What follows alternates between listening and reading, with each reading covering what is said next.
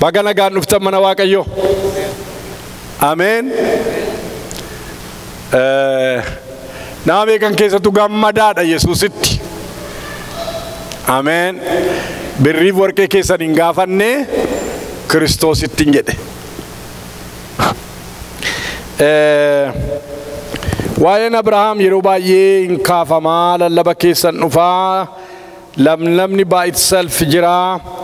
Fuula koo dura deddeebi'i kan jedhu waa'ee isaa gaafa Salamoon mucaa cuufsifate barumsa guddaa tokko sin barsiisee ture. Fuula koo dura deddeebi'i. Yaadattoota yaadadha. Har'a immoo waamicha Abrahaam ilaalla. Maaliif akka inni waamame isa laalla. Waa'ee waamicha isaati. Sagalittiin gabaabduu dhagati ta'eef irra deebi'ee dubbiseen Waaqayyoon kadhannee dubbichatti dabarra. Waaqayyo gaaf tokko Abrahaamiin biyya kee keessaa, lammii kee keessaa, maatii abbaa kee keessaas ba'iitii gara biyya ani si argisiisu dhaqi. Ani saba guddaa sin godhaa, sin eebbisaa, maqaa kee nan guddisaa, eebbas in taataa. Warra si eebbisan nan eebbisaa, warra si salphisan nan abaaraa. Qoomoon biyya lafaarraa hundinuu sababii keetiin in eebbifamu jedhe. Ameen. Qoomoon biyya lafaa hundinuu sababii keetiif kadhanna Waaqayyoon. Galanni Waaqarratti lafarratti siif haa ta'u. Maqaa Yesuus Kiristoosiin dadhabbii kan facaasu, mugaatii kan facaasu, mudhukkii kan facaasu maqaa Yesuus Kiristoosiin haa qabamu nurraa. Foon keenya fuula kee duratti gab jedhee yaa Waaqoo dubbii kee kan dhaga'u jabinni si biraa hafuura keenyaaf haa gadhiifamu. Hafuurri keenya yeroo inni fuula kee duratti humna keetiin guutamu foon keenya irratti impaaktii qaba, lubbuu keenya irratti impaaktii qaba. Hafuura keenya haaressi yeroo kana keessi namummaa keenya kan haaraa yaa ta'u. Nu wajjin ta'i maqaa Yesuus Kiristoosiin ameen. Ameen ameen. Kaleessa namoonni turtaan nama meeqa? Sargir, cidhar. Oh kan hin jirre jirtu jechuudha. Mee kan hin jirre? Okay, iddoon akkasiin hafamuu baga nagaan dhuftanii eebbar matta'eetu jechuudha. Mitiire? Dubbachuu hin ayyamama baay'isee. Egaa mudhukkiin jira, dadhabbiin jira. Haa ta'u malee waldaan Waaqayyoon hafamu. Kanaaf nu kaasee nu ergeera Waaqayyo dhumneerra manasa. Galanni Waaqayyoof haa ta'u. Waaqayyo iddoo lamaa waamee nama baasa. Waaqayyo Abrahaamiin waamee namni iddoo lamaa waamee nama baasa. Pointiin gurguddaatu jira dubbiina keessaa. Biyya ofii keessaa, lammii ofii keessaa, nama afaan isaa dubbannu keessaa nu waamee nu baasa Waaqayyo. Kottu ba'i, I want you jedhee nu baasa.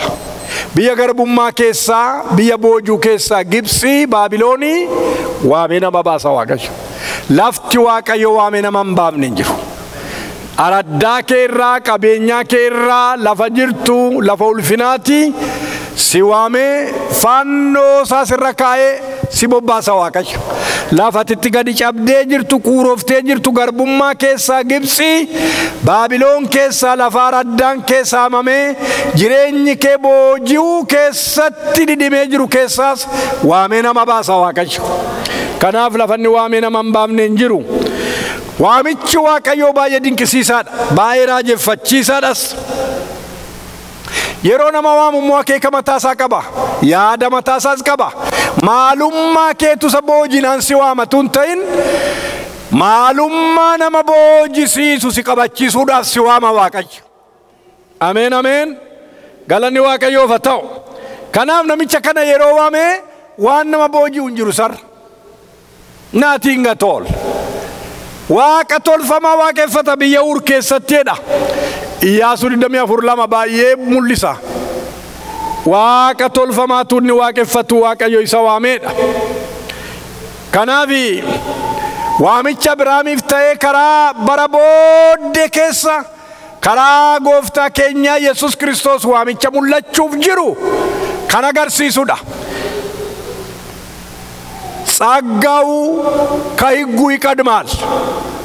ሲች አብርሃም ሆሬ ዳሎታ አብርሃም ኬሳ ሙሴን ከራ ሙሴ ሞሴር ከነመ ከናፍ ዋሚቻ አብርሃም ኢሰከ ሙሴዳ ወጅን ቶኮሚቲ ከራ ኢየሱስ ክርስቶስ ሙለቹ ፍሰጅሩ በራዴራ ቦዴ አና ፍስኒን ገደደሞታ ሰዋም ጩበሞታ ሰዋም ዋቀቶልፈማ ኬኘቱ ዋቀፈኑ ሰን ዋሙዳፍ ቂጣዬ ሰገንቴፈቴtti quba kan qabudha galanni isaaf haa ta'u. Ameen ameen. Akka nabboomamee ba'een waan torba gonfachiisetti dubbate waaqayyo waan sadii duwwaan isin hiireen gara irbaata qulqulluutti dabarra. Sadii yoo qabattan hin ga'a. Waan torba abdii torba kenneef. 7 hopes kenneef waaqayyo. Isaan sana keessaa inni jalqabaa maal ittiin jedhe kutaarra dubbifne keessaa maalidha? Ammaalaan godhae. Ilaalame sin eebbisaa dura. An saba guddaan si godhaa jedhame. Maalan si godhaa? Saba guddaan si godhaedha. ታላቅ ሕዝብ ኖት ታላቅ ሰው ሰባ ጉዳን ሲጎደደ ነማ ጉዳን ሲጎደደ ቢቲ ሰባ ጉዳ ሲንጎዳ ኦኪንሞ ሲንታሲሳ ሰጀዱ ጀለሙ አከሙሩ መርባዳ waaqayyo akkaataa nama barbaadutti akkaataa ulfina isaatiif ta'etti jireenya namaa waaqa jijjiiruu danda'udha. Maqaan waaqayyoo ulfaatu.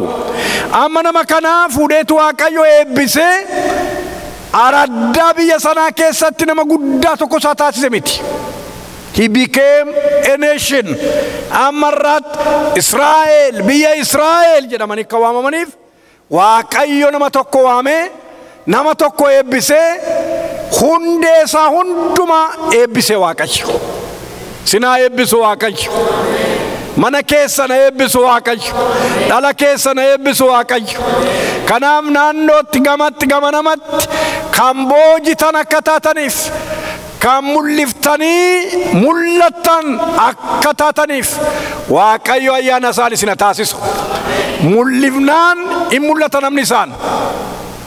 Isa mul'ifnaan in mul'ata. Mind you, saba kee keessaa lammii kee keessaa jedhe.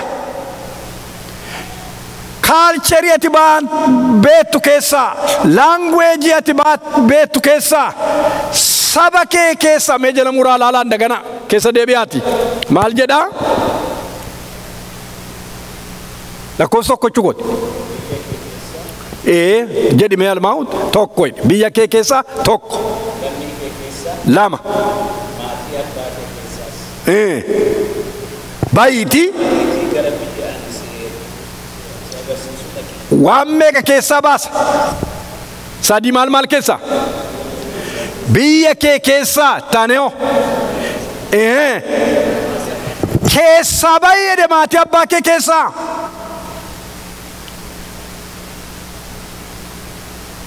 Biyyatti bartan illee amma Ohaayyootti baay'ee barreerraa achi immoo dhala qabnaa achi dhaggeeffata gurri keenya yeroo baay'ee biyya waggaa 20 keessa jiran. Garuu araddaa kee keessaa maatii abbaa kee keessaa lammii kee keessaa saba Oromoo keessaa jechuudha. Lammii kee keessaa Sooriyaadhaa dhiisiitti lafansi agarsiisutti beenuu bayi. What a sacrifice. Wajjina laasaa language ko kan beeku keessaa ba'e culture ko kan beeku keessaa ba'e where do I go? Eessa naqa? Lafan si agarsiisu. Mee lafan si agarsiisu jedhaa. Lafanni si agarsiisu lafatti garaan kee jiru miti. Lafa garaa Waaqayyoo yaadni Waaqayyoo jiruttan beenu jedhe Waaqayyo. Haleluuyaa. Fuudhee baase gaa. What obedience. Maal abboomamuun akkasii? Qoosaatti miti abboomamuunsa. Waamicha Abrahaam namoonni yeroo lallaban boqonnaa 12 kanarraa jalqabu. Dubbadheera gaaf tokkos. Gaafan sana masala sinin jedhe lallabe dubbadheera. Achi jalqaba miti waa'een Abrahaam seera uumamaa 11 soddomii tokkorraa jalqaba. The last 2 verses of chapter 11. Achi jalqaba. Taaraatu fuudhee ka'e, Taaraa abbaasaatu fuudhee ka'e. Achumatti tabba kaaraan irratti Taaraan hin du'eedha. Fannoon tokko salphatti galanni isaaf haa ta'u. Taannoo tokko duukaa gootota Loot nama faansaa duukaa haasa'u. Nama Ibraayistii duukaa haasa'u. Lootin jira duukaa. Hin kaaniga. Amma gaa gara pointii tokkottan godha. Introduction isaa yoon asumarratti dhiisen gaa number 1 saba guddaan si taasisaa. Sin taasisaa attanas sin deebisa. Sin taasisa yookiin immoo sin godha saba guddaan si godha jedhe Waaqayyo. Gooftaa Yesuus Kiristoos ergamoota 12 sana laga Galiilaatti waamee qurxummii qabdoota sana laga Galiilaatti waamee qurxummii qabduu turtan nama qabduun isin godha jedhe. Haleluuyaa. Nama qabdu kana booddee amma kana booddee qurxummii wajjin wallaansoon qabdanii nama akkasin qabdanani isin godha jedhe. Isin taasisa jedhe. Ta'uun baay'ee namatti tola. Processing ta'uu garuu cimaadha. Na duukaa jirtu maalan si godhe? Qurxummii qabdu turtanii maalan si godhe? Nama qabduun si godhe. Si godha, si taasisa. Ta'uun sun baay'ee sacrifice qaba. Ta'uun namatti tola. Processing ta'uu garuu cimaadha. Yeroo baay'ee dhiyoonanii waldaa Benezer barsiisan ture waldaa Caalaafa. Sentraaliin barumsaa luba alamuu yeroo hundumaa waggaa 38 dhaggeeffadheeraa jedhe.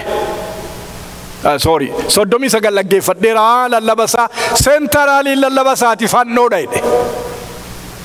Jedhee saba isaatti hima zuumii irratti. Kanaaf ammas achi lixuufan jedha itan gara fannootti. Sin taasisaa, sin godhaa jedhe.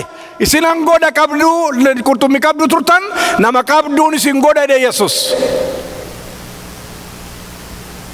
Ta'uun cimaadha. Maarashaan maarashaa ta'ee dhalate miti. Aaduun aaduu ta'ee dhalate miti. Qonyeen qonyee ta'ee dhalate miti. Qonyee warri beektan mee? Beektu jechuudha qonyee baay'een keessan beektu jechuudha.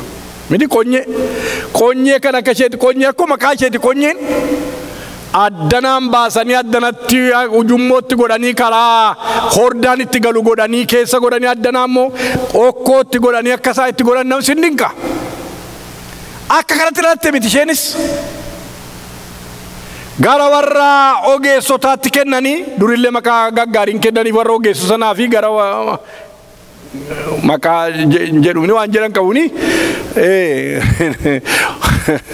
gama warra ogeessotaatti geessaa nuun jedhu nuun yeroo aaduu qarsiisuu maal qarsiisuudhaan nu gama keenya keessa jiru gama warra ogeessotaatti geessaa jedhu. Naa gama warra ogeessotaatti geessisan egaa abiddatti fiimiin giimiitti bobeessanii itti afuufaniitti buufaniitti erganni diimatee fuudhanii dhaa gochuutti ka'u burrusaan. Sibiilli sun utuu humna qabaate yookiin nagaa yookiin sammuu qabaate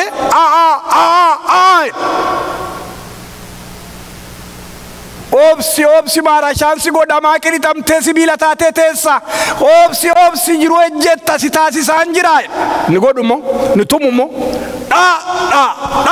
dhaa achi booddee mooroo darra dabarsuga warra akka aaduu warra akka billaa warra akka eeboo mooroo darra dabarsanii tegaa dhaqee doolfina qabata akka taasisu fannoottanas goraa as gore sin taasisedhe.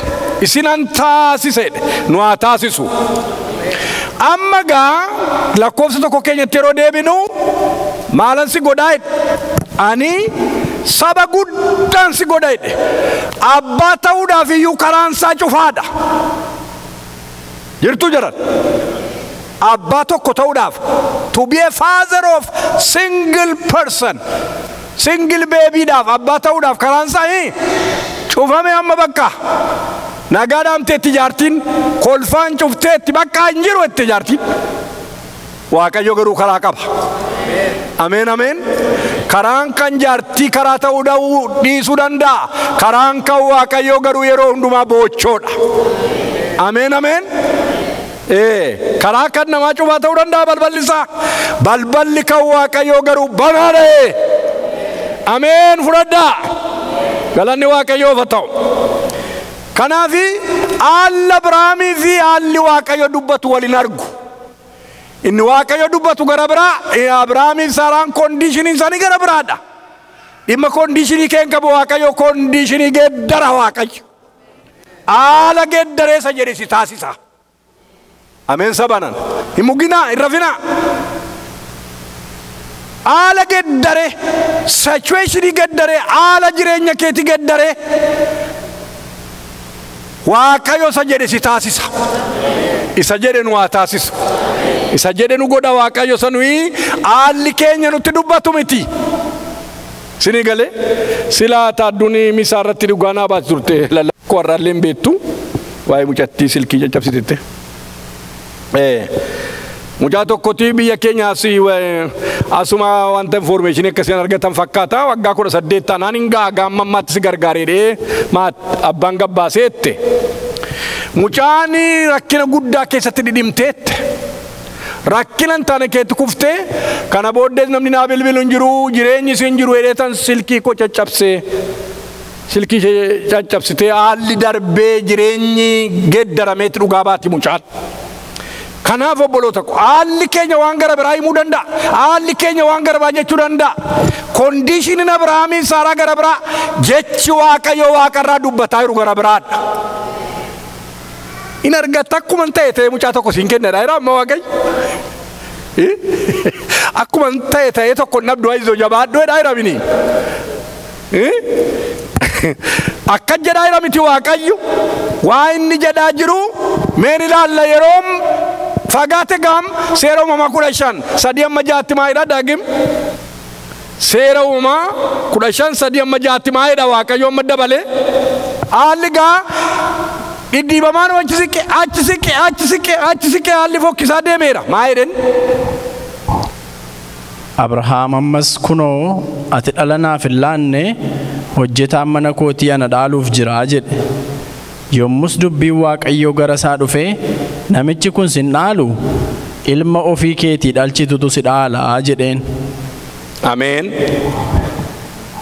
Abrahaamin alatti gadi baasees gara bantiiwwan Waaqaa ol ilaalii urjootas yoo lakkaa'uu dandeesse lakkaa'i jedheen. Kana booddee immoo sanyiin kees akkasuma hin ta'a jedheen. Abrahaam Waaqayyotti amanee inni immoo qajeelummaatti lakkaa'eef. Ameen ameen ameen. Fudhadhaa jarar. Ameen. Mee ameen itti jedha. Ameen. Ammas Waaqayyo dubbii fidee dhufeennaani haala kana keessa maayii ba'eega. Yeroo Waaqayyotti dubbatu maal goota nama Damaasqoo tokko inni garbicha tokko goda kanaa fudhadhee mana koo jira nama Damaasqoo. Maal isan na dhaala oosan maggalaa'eeraa. Isan na dhaaluuf jedha nama Damaasqoo jira mana koo maal gootaa jedhe. Waan jedhe fakkaata Waaqayyo. Engadatti maay ture, torbeetti maa ture, ji'a darbeetti maa ture. Jedhe amma gaa Waaqayyo piikcharii gara biraa maayii ba'e maayidheen jedha. Kottu maal godheedhe. Mana keessa kottu maal godheedhe. Gadi bayi kottu edheedha gadi baaseedha. Luukaap mee gara ulaa Waaqaa ol ilaali lakkaa'ii urjoota kanattiin jedheedha. Hin dandeessaanaan hin danda'u jedhe. Qomoon kee akkasuma baay'atu jedhe. Haalleluuyaa. Ameen. Amma gaa yaalee mucaa tokko sii kennaa miti. Itti akkuma ta'e rakkadeen sii kennaa miti. Mee kana lakkaa'ee jedhe. What is he talking about? Indandeessa lakkaa'u hin danda'u. Qomoon kee akka kana baay'atu achi gara lagaatti mootti fufaa dubbisa. Hin ga'amu caala dochuudhin. Gara lagaatti mee gadi immoo laalee dhiyeenna maal ilaalti cirracha sanyiin kee akka cirracha kanaa baay'atu. Haleluuyaa. Inni tokko gararraadha, inni tokko gajjallaadha. Garuu waan meeqatti agarsiisa? Waan lama. Tokko clay, fooni. Tokko garuu urjiidha. Urjiin harraanu jedha Phaawulos. Galaatiyaa 3:14 qabdanii olaaltan nuyi akka sagalee abdii isaatitti karaa gooftaa keenya Yesuus Kiristoos ijoollee Abrahaamii nu jedha. Haleluuyaa. Kanaaf amma warri Yesuus Kiristoosin jireenya haaraatti seenne ijoollee Abrahaamii nuyi. Isa gaa urjiin kilee ofirraa hin qabnu sarraa hin qabnu qomoo ji'uu hin qabnu. Inni isa cirrachaati. Warra irra jiran kanadha Israa'eli. Elaa allakkaa cirracha kanaa cirrachi fooni lafadha biyyoodha. Inni urjii gamarraa garuu sa Chaayinaa keessaa gooftaa argate, sa Siwiidinii keessaa gooftaa argate, sa Afrikaa keessaa argate hundinuu karaa gooftaa keenya Yesuus Kiristoos nu ijoollee Abrahaamiidha. Sagalee abdii isaa agartee har'atu ka'ee dhaabate Abrahaam maal jedhaa dhaqee Israa'el maqaa godhattee mootummaa Israa'el jedhamti yeroo ishee waamamtu maalidha Abrahaam? He only saw one promised son. Ismaa'eelin isa. He only saw one promised son. And then sokke gara abbaasa har'a yeroo deebi'ee dhufee gad argu akkanitti lafatti ilaalu. Yeroo qomoo 12 ilaalu. Yeroo mootummaa Israa'el ilaalu. Maalidha Abrahaam? From this one seed. Sanyii tokkitti kanarraa. Maqaan isaa bara amma bara baraatti kan eebbifame haa ta'u. Sin eebbisa jedhee hin sobu Waaqayyo. Sin geeddara jedhee hin sobu Waaqayyo. Sin jijjiirana sin jijjiira Waaqayyo. Maqaan Waaqayyo ulfaatu. Don't describe to God all your situation. Regardless of who you are. Eenyuun iyyuu ta'e isan danqitu Waaqayyoon hin danqitu. Ameen ameen. Hin dhufa Waaqayyo si geeddaru. Maqaan isaa bara amma bara baraatti ulfaatu. Har'oo buloota ko waan si abdachiise si keessatti raawwachuu mana kee keessatti raawwachuudhaaf Waaqayyo waan hin jirre waama Waaqayyo. Waan jiru waama miti waan hin jirre irratti waama. Ameen. Ameen. Waan hin jirre irratti waama jedha. Min kolfiteem Saaraan malaasaa ergamaa'u hin joonjee laateetti. Maaliif kolfitee Saaraan jedhe? Isinii galee waan hin jirre irratti Waaqayyo maqaa moggaasa. Ameen. Inamantu jaran. Waa'ee dhalaa duwwaa miti. Isa forget isa dhiisa. Waan hin jirre irratti balalloo nagar laa ይናገራል. waan hin jirre irratti dubbatan. Si abdii kennuuf tamanateeti malee situationii kee tamanatee si kenna miti abdii. Waa'ee dandeettii keetii waa'ee maal kee irratti hundaa'ee abdii si kenna miti. Ofirratti tamanatee ofirratti hundaa'ee abdii si baachisa Waaqayyo. Abdii isaa immoo raawwata Waaqayyo. Ameen. Kanaafi inamanna ergamichi yeroo darbe sitti dubbadde Phaawulos hojii ergamoota 27-25 irratti akkuma naan jedhe akka godhu nan amana. Doonii caccabaarra galaana walakkaa dhaabate namni tokkoyyuu hunduu lubbuun 276 sitti kennameera Phaawulos. Itti dubbadhu gaa waan barbaadde ittiin jedhe. Haleluuyaa. Eeda waaqni koon na waaqeffadhu jaran akkanaan jedhee dheba. Hizbiin doonii caccabaarra jira galaana walakkaa. Maal siin jedhe? Lubbuun tokkoyyuu hin baddu naan jedhe hin baddan hin jiraattu. Itti fuftu Yesuus Kiristoos gooftaadha jedhe. Akkanaan jedhe moo akka inni godhu nan amana jedhe. Caccabaarra dhaabattee amantaa? Isa caccabaadhaan si oolchuu danda'u dubbate. Ameen ameen. Utuu dooniin hin jiraatin, utuu waan tokko hin jiraatin, ያመንኩትን አውቃለሁ ጀዳ ጢሞቴዎስ ለማፋተኩ ለማረት ሰናማናት ቤካ Waaqayyo abdii isin abdachiise isinii raawwachuudhaaf baminimaa eeggattaa wanti dubbachaa deebisu hin jiru wanti isa rakkisu hin jiru waan tokkoon hin rakkatu Waaqayyo inni jabaadha qobaasaa mootiin Israa'el maqaan Waaqayyo bara baraan kan eebbifame haa ta'u hin danda'a Waaqayyo mee ililleedhaan kabaja kennaafi haleluuyaa maqaan isaa bara baraan eebbifamu hin danda'amaaf hin danda'amaam isaaf hin danda'amaam indandama misaf wantundumtu jette buletin ke lamaffa maalidhe saba guddan sita ergede bodde maayne sin ebbisa maalan goda sin ebbisa me jedame sin ebbisa jede Seera Museedhaan kan kenname eebbi guutee ba'eera. Garuu it all is in if condition. Conditioniidhaan eebbi karaa Musee yoo sagalee gooftaa keetii eedde yoo kana goote sin eebbisaa seera keessa deebii 28 seera keessa deebii 6 macaafa Musee arfanni olaaltan seera ba'uu seera Lewwotaa seera lakkoofsaa seera keessa deebii olaaltan if conditioniidhaan jira. Abrahaamiif garuu if conditioning tokko hin jiru yoo kana gooteen tokko hin jiru sin eebbisa jedhe Waaqayyo. Ameen ameen. Amma gawa irratti hundaa'e miti Waaqayyo. Eebba karaa gooftaa keenya mul'ateedha. Waa irratti hundaa'e miti. Inni seerri fide waa irratti hundaa'eeti. Yoo akkas goote yoo kana jette yoo kana gooteedha yoon hin jiru as keessa. Haleluuyaa. Akkasumaan karaa ilma isaa Yesuus Kiristoos ayyaana bara booddee mul'atu Waaqayyo Abrahaamitti agarsiise jechuudha.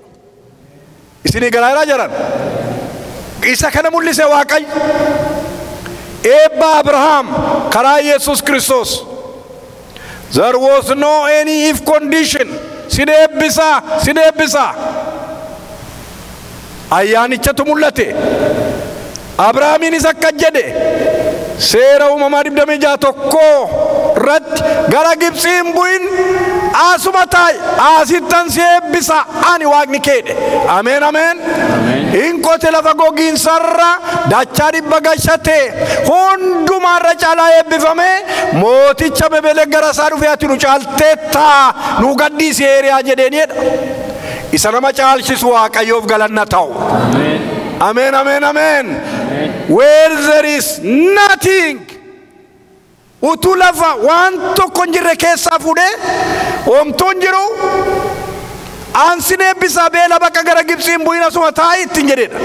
Akkas deebeeti gogiinsa gammoojjii keessa waa xinnoo facaaseedha dachaa dhibba gashateedha. Abimelek mootiin biyya Geeraar gara isaa dhufe ati nu caalte badhaadhaa taate nu gadhiisi eeriyaa jedheenidha. Boolla isaan isaa keessaa dhugan hin duuchani achi siqee qotate ammas hin duuchani achi siqee qotate ammas hin duuchani. Rooboot Waaqayyo nu bal'iseera. Haleluuyaa. Dhiibamtuyyuu inni sagalee sirratti dubbate Waaqayyo Waaqni jiraataan lafa yaadeef lafa jedhe hundumaan si ga'a. Karaatti sin hambisu. Ameen. Kanaaf Abrahaamin eebbise, Isaaqiin eebbise, Yaaqoobiin seera uumamaa 28 irratti eebbise Waaqayyo. Lakkoofsa 14 irratti.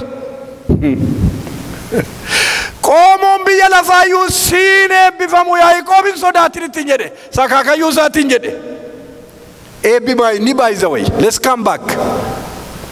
Na duukaa jirtu. Eebbi maayin. What's a blessing? Definition eebba Yaaqoobiin nu dubbiftaa laata? Tokko 16-17. Definition eebba laallame as deebina. Deebiin odeessa ammas waa eebba. What is a blessing? Maayin eebbi. Obboloota koo jaallatamoo hin gowwoomina. Kennaan gaariin hundinuu kennaan guutuun hundinuusi abbaa ifaa biraa ol Waaqa gubbaadhaa hin dhufa. abbaa ifaa bira geeddaramuun yookiis gaaddisi garagaggaluun iyyuu hin jiru. Amen, amen, amen, amen. Maayidee irra deebi'imme go halfway at least. Obboloota koo jaallatamoo hin gowwoominaa. Hin gowwoominaa. Kennaa gaariin hundinuu. Kennaa gaariin hundinuu. Kennaa guutuun hundinuus. Kennaa guutuun hundinuus. Abbaa ifaa biraa. Abbaa ifaa biraa. Ol waaqa gubbaadhaa hin dhufaa. Ol waaqa gubbaadhaa hin dhufaa. Eessaa dhufa eebbi? Waaqa gubbaa. Jarano eessaa dhufa? Waaqa gubbaa. Where is the source? Gubbaa sana waaqayyo biraa. Waaqa waaqotaa biraa. Isa biraa dhufaa jedhe. Isa bira gaggalagaluun hin jiru jedha. Takka faara tolee, takka faara hin baddu. Takka si hammatee, takka si sinniitu. Gaggalagaluun hin jiru isa biraa jedhe. Gaggalagaluun. Hallelujah. He is the same last year and the same yesterday and the same today and tomorrow and forever. Hallelujah. Amen. Enjoy him. Kanaka waka keenya hin jiru. Amen. Galanni isaaf haa ta'u. Gaggalagaluun hin jiru jedhe. Gaggalagaluun namni gaggalagala. Achi dhufa jedhe eebbi abbaa ifaa biraa. Abbaa ifaa biraa waaqayyo waaqa jiraataa biraa dhufa. Kennaa guutuun kennaa gaariin inni Kiristoos Yesuus ilma waaqayyooti. Amen. Amen. Qolaasaayis 2:3.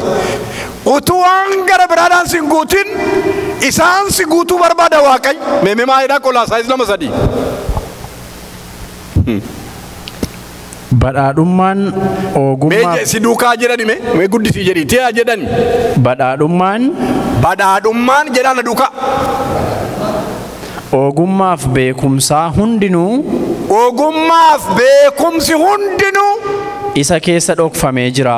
Isa keessa dhokfamee jira. Eewu keessa. Kiristoos keessa. Jarana jirtu. Eewu keessa dhokfameera. Yesuus Kiristoos. Maalirraa jalqaba? Badhaadhummaa. Mee badhaadhummaa jedhaa? Badhaadhummaa ogummaaf beekumsi hundinuu. Isa keessa dhokfamee jira. Eewu inni? Yesuus Kiristoos keessa. Amen, amen.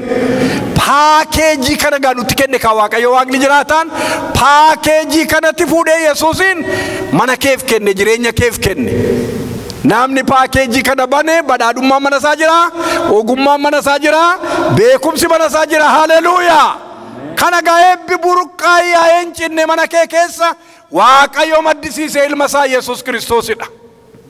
Amen jarana. Amen. Kanaaf kana eebbichi inni Yesuus Kiristoosidha. Inni Yesuus Kiristoosidha.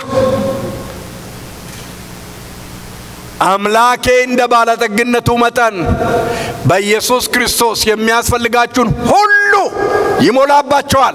ፊልጵስዩስ 4:9 ዋኒ ኮ አካ በዳዱማ ሳቲት አካ ሲበርባችሱት ሚቲ አካ ረኪነ ኬቲት ሚቲ አካ ማለት አካ በዳዱማ ሳት ጀዳሜ ከበዳዱማ ሳት ዋኒ ሲበርባችሱ ሁንዱማ karaa gooftaa keenya Yesuus Kiristoos isinitti guuteedha. Filiphisius 4:9 akka badhaadhummaa isaatti akka si barbaachisu duwwaatti miti akka badhaadhummaa isaatti waan isin barbaachisu hunduma akka badhaadhummaa isaatti akka skeelii waldaanaatti miti akka skeelii waldaa gara biraatti miti akka skeelii mana hojii isin hojjettanitti miti akka badhaadhummaa isaatti waan isin barbaachisu hunduma isinitti guuteedha. Maqaan waaqayyoo kan eebbifame haa ta'u.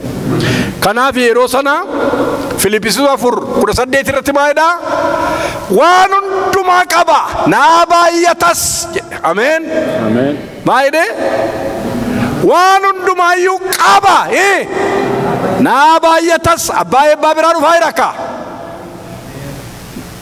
naa baay'ata waan hundumaa qaba naa baay'atas hin baay'isaaf waaqayyo. Amen. He lived Christ richly and departed to heaven. Namna kana micha kana Yesus hin jiraate biyya lafa karra godaan hin jiru. He lived richly Yesuusin jiraatee dhandhamee argee agarsiisee galaana walakkaa dhaabatee akka galaanni nama liqimsuu ajaja isaarraan kan hafe akka nama liqimsuu hin dandeenye.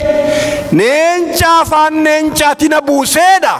Ximootoos 2:4 afaan neenchaatiin na tufeedha. Hin nyaatinitti immoo namicha kanatti neenchaan. Boolla neenchaa keessa buuduu waa miti san Daani'eel duwwaa odeessina nuyi. Neenchaatti immoo hin jedhee afaan isaa keessaa tufsiise Waaqayyo. Maqaan Waaqayyoo ulfaatu kaambassaa afim daankuudha. Yaadinaan Yesuus. Amen. Inoosha Yesuus. Amen. Argeera jiraatee darbee namichuun. He lived Christ richly. Jiraatee darbee biyya lafaa kana irratti. Kanaafi Abrahaamiin sin eebbisaa jedhe. Isaa 51 lakkoofsa 1 maayidha. Gara abbaa keessanii gara Abrahaam, gara ishee sin deessee gara haadha keessanii gara Saaraa ilaalaa. Maal godhaa jedha? Ilaalaa gara isaaniidha. Tokko yeroo inni tureedha Abrahaamiin. Tokko yeroo inni tureedha. Na waameedha. Nan eebbisee nan baay'isee jedha. Na waamee nan eebbisee nan baay'isee. Kanaaf maal eessa laalaa? Look back. Gara Saa'ul gara duduuba keessanii achi galagalaa laalaa. Waan ani jedhu seenaa keessatti. Sagalee Waaqayyoo sagalee jireenyaati. Sagalee Waaqayyoo obboloota ko sagalee dhugaadha. Achi laalaa jedhe. Look there. Look back. Waa inni jette waa inni godhe. Sin eebbisaa ittiin jedhe. Gara sani sin kakuu galeessa sadaffaatti hin darba. Sadaffaa sadhuma. Lakkoofsa 2 maayidee. Lakkoofsa 2 sin eebbi. Ani nama saba guddaan si godhaa jedhee sin eebbisa jedhee ni tanoo. Maqaa kee nan guddisaa eebba sin taataa. Maqaa kee nan guddisaa. Maaliin guddisee Waaqayyo maqaasaa poointii 6 jira kana jalammoo. Shee lakkoofsa 10 jala. Maaliin guddisee maqaasaa? Maqaa kee nan guddisa jedhe Waaqayyo.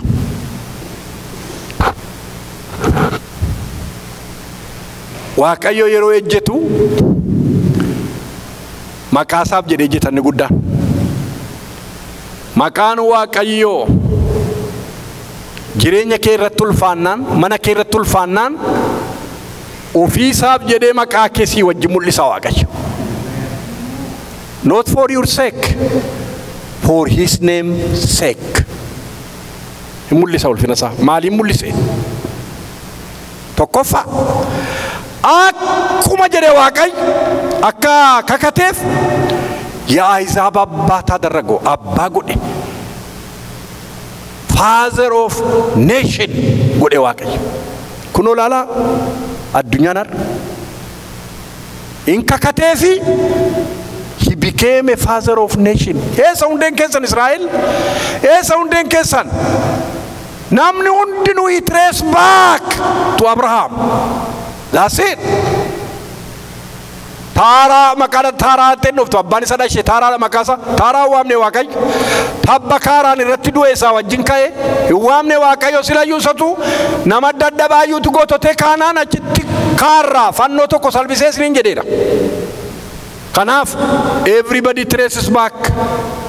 Israa'el irra jiru kun jechuu kooti. Eessaa kaatan eewusin nuyi ijoollee Abrahaam. Israa'eloota biyya hidhatanii goobanyaan hin argine isinis carraa arganne nuyi ijoollee Abrahaam akka jedhu jechuu jaallatu. Nuyi ijoollee Abrahaam. Nuyi ijoollee Abrahaam. Ijoollee Abrahaam. Father of nation. Gara biraa maalitti hin jedhe? Seera uumamaa 15 irratti ani waanan godhu hundumaa Abrahaam irraan dhossaayii jedhe Waaqayyo. Dhageessaniitu waan nama jedhe. Maa jedhee? Annan dhossaa Abrahaamii waanan godhu amma sitti ni magaa'e. Tokko jedhe. Qomoon kee biyya kan isaan taanetti waggaa 400 dhaqee garbummaatti bitamaa. Sichi Isaaq dhalata. Isaaq dhalatee ganaa sichi Yaaqoob dhalata. Yaaqoob dhalatee immoo qomoon 12 sichi dhalatu. Qomoo 12tu biyya Misiritti garbummaatti gadi bu'e. Akaakilii Abrahaamtu jechuudha. Akaakayyuu Abrahaamtu, Yaaqoobtu, ijoollee isaa 12 wajjin qomoo sanaa wajjin gadi bu'e. Qomoon kee biyya isaa kan hin taanetti dhaqee waggaa 400 garbummaan qabamaa itti mee Abrahaamitti. Elaa kan akka qaba sanyii kee maal godhaatti hima? Amma inni kabaje ilaala. Gara biraanoo aan Sodoomiif Gomoraan cubbuun isaanii na bira ga'eeraan abiddan itti qabsiisa Abrahaam jedhe. Naan gubaa Sodoomiif Gomoraa nan barbadeesse. Maaloo yaa Waaqayyo namni 50 achi keessa jiraatan onnaan hin gubu. Sodomnoo hin gubu. 20 hin gubu. Eewu magaalaa jiran. Lootiif magaalaa jiran ilma boleessa isaa. Akka jannata Waaqayyo tureedha Sodoomiif Gomoraa yeroon isa filate. Gargar baanaa. Waaqayyo walii wajjin nun barbaanne. Loot gara baanatti hin jedhe. Loot gara Sodoomiif Gomoraa ilaalee jannata Waaqayyo fakkaata isa filateedha. Isa tabiddaaf ta'eerra. Maal godhuree yaa Waaqayyo naan ergamoota erge gara Lootitti maqaan Waaqayyo haa ulfaatu. Gara Loot dhaqanii Loot magaalaan nan gubee Waaqayyo dafis keessaa bayi daas ittiin jedhe maatii isaatti meedha. Dhaqee soddaa isaatti galgala guutuu caqacaqaa bulee lakkinan waan ga'isutti fakkaateedha. Namni takka Yesuus fayyisaa dheetteetti himteennaan 290 biran oolin deemi bira. Maal halkan guutuu caqacaqaa? Halkan guutuutti maa bulee isaan talasaa fuudhuuf jedhutti hin didani. Kai ittiin jedhe ergamaan Waaqayyo harka isaa qabeetti fuudhee furuursee fuudhee fiigeedha. Utuu deemanii haati manaa duuba laaltee karaatti hafteedha. Yeroo Sodoomiif Gomoraa keessaa Abrahaamiin Lootiin fuudhee ol ba'u Abrahaam Waaqayyo dura dhaabatee ture kadhannaadhaan jedha. Yeroo Sodoomiif Gomoraan gubatte Waaqayyo Abrahaamii yaadatee tureedha. Kadhannaa isaa yaadatee jireenya isaas yaadatee Waaqayyo galanni Waaqayyoof haa ta'u. Kanarra kan caale kabajni maayin sagalee afaan kee keessaa ba'u Waaqayyo lafa bu'ee erga oolchee kanarra kan caale kabajni jira. Sin ulfeessatti jedhe Waaqayyo. Maqaa keen guddisa jedhe. Kanarra caala maal guddata maqaan kee? Sagalee ati dubbattuuf ulfina erga kennee Waaqayyo. Sagalee ati dubbatteef deebii erga kennee Waaqayyo kanarra maal caalaa si guddisa? Waaqayyoof galanna ta'u. Achi iyya Abrahaamiif inoo ishee Looxiin hin baase jala. Naannoo isaa waanan godhu Abrahaam jalaa. Agenda is a tentative agenda, the tentative agenda of divine of God revealed to this servant of God. Itti mul'ise Waaqayyo.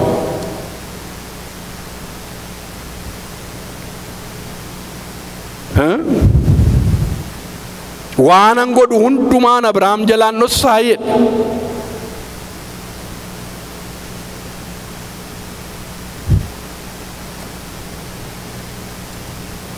Namoonni guddaadha nuyi ittiin jennu achuuf ittiin waamanii ajandaa qaban gara Baayiden faa kan wixxan gara warra kongireesmaanii wixxan ilaa kana sagantaan jiru kana isin jedhanii namni si irra caalu tokko yoo kana sitti odeessu attam kabajatte sitti mul'ata sitti dhaga'ama. Gara baraa'u maaliin kabaje waan torba waan ja'a isin jedhe gara waan ittiin kabaje Waaqayyo Wangeela Maatewos 22:31 irratti Yesuus Kiristoos waa'ee jireenyaa barbaadda Waaqayyo Waaqa jiraataa ta'uu isaa immoo ani Waaqa Abrahaam, Waaqa Isaaq, Waaqa Yaaqoob akka inni jedhe nageenyee ittiin dhaadate Waaqayyo. Naafa tokko lafaa kaasee deegaa Waaqa tolfamaa wajjin ijaaju tokko baasee waamee ulfina isaa irratti mul'isee ittiin dhaadata. Kabajni kana irra jira. Ani Waaqa Abrahaam, waaqa Isaaq, waaqa Yaaqoob jedhee waame hin agarreessin jedhe Yesuus Fariisotaan. Waaqayyo maqaa keessa waaqi ani waaqa Almaaw, ani waaqa Daani'eel, ani waaqa Tashoomee yoo isin maal isinitti dhaga'amu? What do you feel? Kabajni kana ramain maqaa kee nan guddisa jedhe. Nan guddisa maqaa kee ulfina koof jedhe. Kaara kan caale guddinni maal?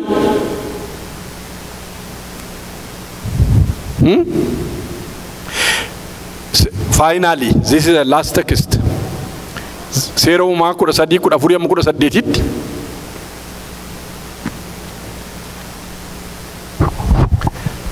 Meenuu dubbiftaa? Loot erga isarraa gargar ba'e booddee Waaqayyo Abrahaamiin ol jedhii lafa amma jirtu kana gara bitaa, gara mirgaa, gara ba'a biiftuu, gara lixa biiftuus ilaali. Biyya ati argitu kana hundumaa ani kennaa bara baraa godhee siif sanyii keetiifis nan kenna. Ani sanyii kee akka biyyoo lafaa nan godha. Namni biyyoo lafaa lakkaa'uu yoo danda'e sanyiin kees akkasuma lakkaa'amuu hin danda'a. Ani isa waanan siif kennuu fi ka'ii dheerina biyyichaa fi bal'ina isaa keessa adeemii jedhe. Abrahaamis dunkaana isaa buqqifatee gara mukeetii qilxuu Mamree warra mandara Kebroonitti dhiyoo bira dhufee taa'ee achittis Waaqayyoof iddoo aarsaa ijaare. Maqaan Waaqayyoo haa eebbifamu. Maal ijaare? Iddoo aarsaa. Mee jedhame iddoo aarsaadha? Iddoo aarsaa. Maa inni iddoon aarsaa? A place of communication. Waa'ee aarsaa kan biyya Ohayoo irra dhufeen isin barsiisee yaadattu waa'ee aarsaa. Iddoo aarsaa. Iddoon aarsaa iddoo communicationiiti. Isin asii aarsitu Waaqayyo waaqarraa dubbata. Iddoo communicationiiti jedhee sitti dubbaddeera tureera kun waggaa 2 dura. Amma nama kanaan erga Loot irraa adda ba'e Waaqayyo irraa adda ba'e Sodoomiin gore. Sodoomiif Gomoraatti erga inni goree booddee Abrahaamiin qobaatti argate Waaqayyo ajandaa isaa jalqabaa isa ganama hooyeetti waameen gurri isa duwwaa dhaggeeffataam yeroo Loot irraa adda ba'etti Waaqayyotti mul'ateedha. Gara bitaatti adeemedhe, gara mirgaatti achi adeemedhe, gara bahaatti achi adeeme, gara natti achi adeemedhe. Kana hundumaa siif sanyii keetiif kenneera jedhe Waaqayyo. Galanni Waaqayyoof haa ta'u. Kana baattaa gadandeessee kana si badhaaseeran ittiin jedhe. Kanarra waanan jedhuun qabu jedhe iddoo aarsaa ijaareedhe. Asumatti Waaqa koo wajjin haasa'aa jedhe. Galanni Waaqayyoof haa ta'u. Teentii isaa achi dhaabbate. Iddoo aarsaa ijaare, iddoo communication, iddoo Waaqayyoo wajjin wal quunnaman, mana keessan keessaa Waaqayyoo wajjin wal quunnamu. Kanaaf maqaa keessan guddisa Waaqayyo, maqaa isinirra jiru maqaa Kiristoos kabaja Waaqayyo Waaqni jira. Ameen ameen. Qabdu iddoo aarsaa. Iddoo aarsaan keessa maal fakkaata? Hin aaraa moo dhaameera biddisaa? Itti kosokkosa maa jedhama? Itti tuqaddaa. Maqaa durree jennu irraanfannee maqaata. Lafa godoo sa'aatti abidda qabsiifna. Itti tuqachuu kan hin naamnetti fixe am faayinaal maaliin kabajee Wangeela Maatewos 8:11 duwwaadha. Maaliin kabaje ishee dhumaati kun?